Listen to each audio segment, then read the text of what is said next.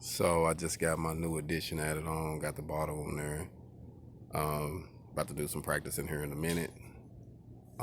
Warming up the stick, really tuning in this machine, learning all the pros and cons to it. And I got my bottle on there.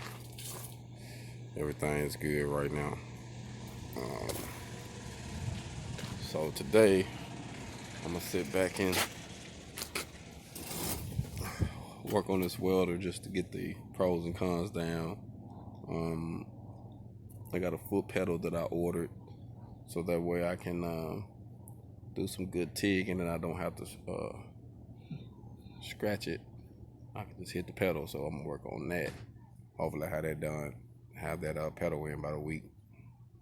But as of that, man, I'm just utilizing my time today, doing what I can to keep things up and going. Hold on.